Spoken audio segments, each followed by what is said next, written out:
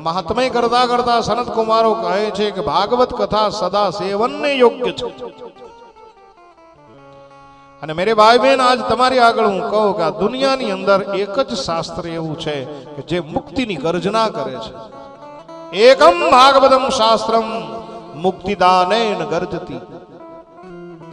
ગર્જના કોણ કરે? સિંહ કરી શકે, શિયાળિયા લાળી કરી શકે। ગર્જના કરીને કહે છે આ શાસ્ત્ર સિંહ સ્વરૂપ છે મેરે ભાઈ બહેન।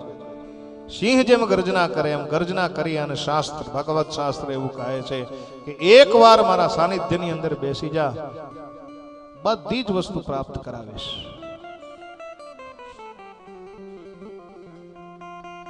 એકમ ભાગવતમ શાસ્ત્રમ મુક્તિદાનેન ગર્જતી।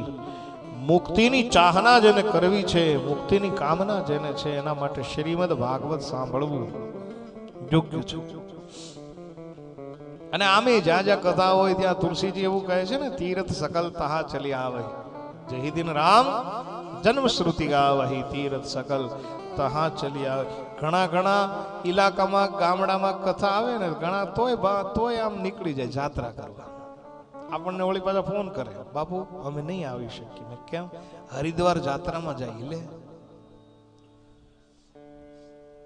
અરે તમને હું કહું, તુલસીદાસજી મહારાજ એવું કહે છે કે જેહી દિન રામ જન્મ શ્રુતિ ગાવહી। સાંભળજો,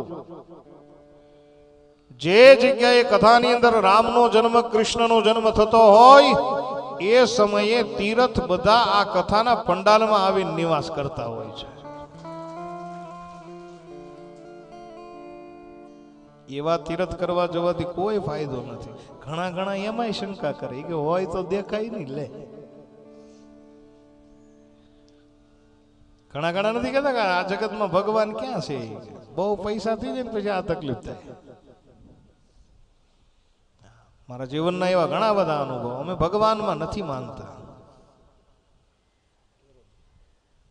આપણું એક સૂત્ર નથી, ભગવાન તને ન ભાવે, છતાંય ભગવાન તને ન ભાવે। વાત એક ની એક છે, ભગવાન તને ન ભાવે, તને સારો નથી લાગતો, તને ભાવતો નથી, છતાંય ભગવાન તને ન ભાવે। તારો નિભાવ ભગવાન તો કરે જ છે।